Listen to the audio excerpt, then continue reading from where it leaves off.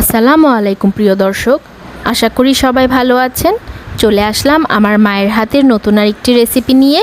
আজকে আমার মা করে দেখাবেন আলু আর চিচিঙ্গা দিয়ে রুই মাছের ঝোল রেসিপি। আমার মা তো রুই মাছ দিয়ে করেছেন, তবে আপনারা চাইলে অন্য যে কোনো মাছ দিয়েও এই রেসিপিটি তৈরি করতে পারেন। তো প্রথমে কড়াইতে কিছু সরিষার তেল দিয়ে দিলেন, প্রায় 1 কাপের মতো। তারপর সেই তেলের মধ্যে রুই মাছ ভেজে নিয়েছেন। এই তো মাছগুলো যখন ভাজা হয়ে গেল, উঠিয়ে এক সাইডে রেখে দিলেন। আর একই তেলের মধ্যে দিয়ে দিলেন বড় সাইজের একটি পেঁয়াজ কুচি আর মাঝারি সাইজের 2টি আলু এবং পেঁয়াজকে একসাথে নাড়াচাড়া করে তেলের মধ্যে ভেজে নিচ্ছেন।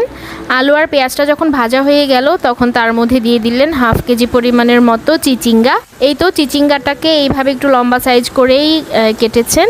এবার চিচিঙ্গাটাকে আলু এবং পেঁয়াজের সাথে খুব ভালো করে নাড়াচাড়া করে মিশিয়ে নিয়ে ঢাকনা দিয়ে ঢেকে দিলেন 2 মিনিটের মতো।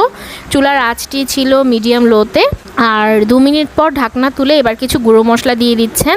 যেহেতু চিচিঙ্গাটা খেতে একটু পানসাটে টাইপের হয়, তাই একটু মশলা বাড়িয়ে দিয়েছেন। এখানে 1 চা চামচ হলুদের গুঁড়া, 1.5 চা চামচের মতো মরিচের গুঁড়া। মরিচটা আসলে যে যার পছন্দ মতো বাড়িয়ে কমিয়ে নিতে পারে। আর 1 চা চামচের মতো দিয়ে দিলেন ধনে গুঁড়া আর 1 চা চামচ জিরার গুঁড়া। এই তো গুঁড়া মশলা দেওয়ার পর খুব ভালো করে নাড়াচাড়া করে মিশিয়ে নিচ্ছেন।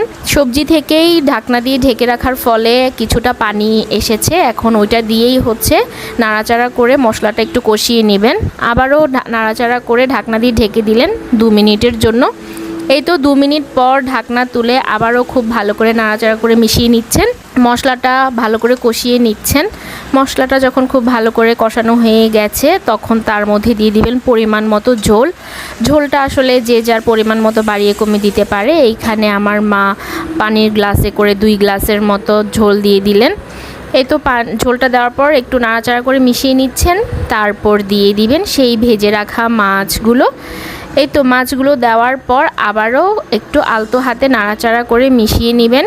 তারপর ঢাকনা দিয়ে ঢেকে দিবেন, সব কিছু যেন খুব ভালোভাবে ইভেনলি কুকড হয়ে যায়। প্রায় 2 মিনিটের মতো ঢাকনা দিয়ে মিডিয়াম ফ্লেমে রান্না করে নেবেন। এই চিচিঙ্গা সবজিটা কার কার পছন্দ অবশ্যই কমেন্ট করে জানাবেন।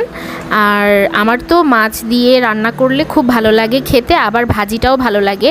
আপনাদের সাথে একদিন চিচিঙ্গা ভাজির রেসিপিটা শেয়ার করব। আমার মা চিচিঙ্গা ভাজিটা খুব সাদামাটা করে আর খেতে অসম্ভব মজা হয়।